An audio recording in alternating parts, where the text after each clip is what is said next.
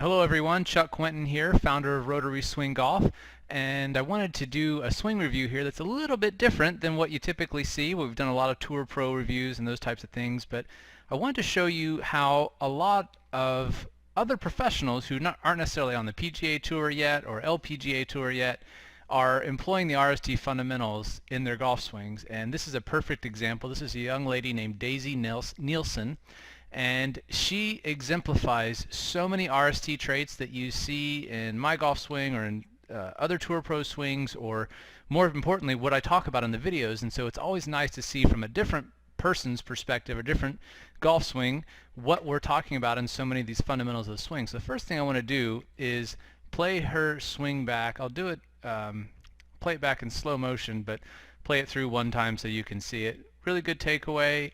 Lots of good things going on. Great turn.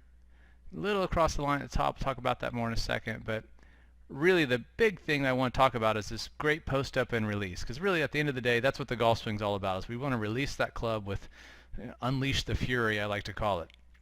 So I'm going to walk you through this step by step here and talk about some of the great things in the swing and some of the things that can be improved. But you're going to notice that Daisy's swing looks pretty much like most other great ball strikers out there, and that's because all the Tour Pros who are great ball strikers use the exact same fundamentals you're learning on RotarySwing.com.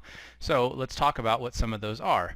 As we go back during the takeaway, you'll notice we always like to talk about when the club's parallel to the ground, that the club should be toed up and right over the toes. This is camera angle's a little bit off here, and there's a couple little tweaks that I would make here, but this is negligible. The club is slightly toed in, almost toed up. That's exactly in the range that we want to see it. We either want to be toed up or slightly toed in. Her right arm's starting to fold a little bit early here, but it's negligible. Everything in the big picture scheme of things works, but it can cause you to stop turning, and many amateur golfers start folding this right arm and right wrist early, and that stops the turn because they start focusing on loading up the right arm instead, which obviously we don't want to do. So lots of good things going on here in the takeaway. I keep going back. Club gets a little bit inside, again, negligible stuff. Halfway back, she's in a good position. As she nears the top, I mentioned earlier, she gets just a little bit across the line. You can totally recover from this position. The tendency is going to be for you to come a little bit too far from the inside and have to rotate the hands a little aggressively. But you can always, you can recover from here. It's not a big deal. The big thing that you're going to notice that I want to really focus on here is the transition. And one of the things that I talk about in a video, You Hit the Ball with Your Legs, talks about this post-up move and how critical it is and how it creates so much of your power in the swing. And she illustrates it perfectly. Right here, a great squat move transition. So I talk about the video squat to square. She's illustrating it perfectly. A lot of people want to do the squat move and make it this giant sit down. It's not a giant sit down. This is really ideal. This is all the flexion you need to load up your legs to be able to spring off them as you come down. So you'll see once we get here, she's about squared back up with her hips. This is squat to square, and this is where it should bring the club down for you without you having to overuse your arms. You're going to be using your lower body to unwind the downswing. So if you look at that squat to square video, this is exactly what it's all about, because this is setting her up for the next critical move, which is that what I talk about in the video You Hit the Ball with Your Legs, how she's going to post up for power. So club's in a good position here. Maybe dropped a hair from the inside. She's a little bit too far from the inside here, but just going to tend to create a little bit of a push draw, which is totally fine.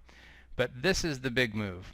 I want you to watch her lower body. Just focus on the lower body, her legs, and watch how that left leg and the right leg straighten up as she jumps off the ground effectively. Now she's not actually leaving the ground. She's not hitting the ball that hard. But this is what it means to post up and release the club. And the timing of it is really ideal. She's posting up as she's releasing the club. The two work hand in hand together, and that leads her around to a perfect follow through. So this is what you're looking for. Now from face on, I'm going to show you what this looks like from the face on position. Okay, so now from the face on view, I'm going to move this swing over here on the right to the impact position so we can have them compared side by side here. We'll go back just a couple frames. Close enough there. Now, from face on, I'm not going to get into critiquing her swing too much here because she does a lot of great things. A couple little things here. Obviously, as you'll notice, as she goes to the top, she's starting to kind of hang on that left side there. And so the tendency, notice how her spine angle leaning a little bit toward the target here. And if you start to drive very aggressively off that right side, you're going to end up in front of the ball, and then you're going to really start blocking it. And since she already has a tendency to get across the line, she has to be really quiet as she starts down to keep from dropping the club too far underneath. But she does a great job of keeping her head from moving too far out in front. And then because she posts up so well, she stays back behind it. Technically her head's out a little bit in front of the ball there, but she's going to push off that left leg to get back behind it here. And this is what I want you to focus on. So focus on her left leg here and watch as she posts up. What does that look like? We'll go through really slowly here. You'll notice that her left leg is actually moving backwards. I'm going to draw a little line here so you can kind of get an idea of what that looks like. So watch the left leg and watch it move back as the hip moves back and her leg straightens up. She is pushing off the ground with her left leg to not only push her hip up and down, but to push her leg back, or excuse me, push her hips back. Why is that? Well, I've talked about a million times in the push versus pull videos and all the physics videos I've done on RotarySwing.com, which is you're always trying to move your body in the opposite direction you want to move the club. Which way is the club moving in this instance? It's moving down toward the ball, of course, because it's starting from up here in the air, and it's moving out away from the golfer. So it's moving, if we look at it this way, it's moving down. Oh, didn't want to do that there. Sorry about that. It's, zoom out here. Or not. There we go. The club is moving this way. Ah, wrong angle. Here we go.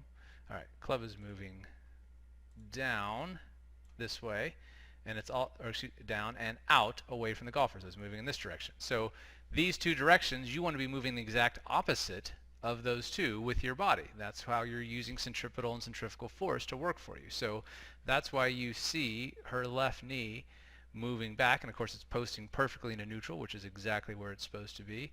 Notice how her right foot rolls to the inside. You've heard me say that a million times, and especially if you've attended one of my golf clinics, you know that every time your right heel comes up in the air during the clinic, you owe me $100.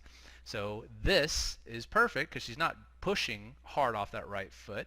She's pushing hard off the left foot, and that is moving the left hip back. The right foot stays down, rolls into the inside, and then she's released the club fully. You can see her left glove here already because the club face is rotated over, which is exactly what it's supposed to do.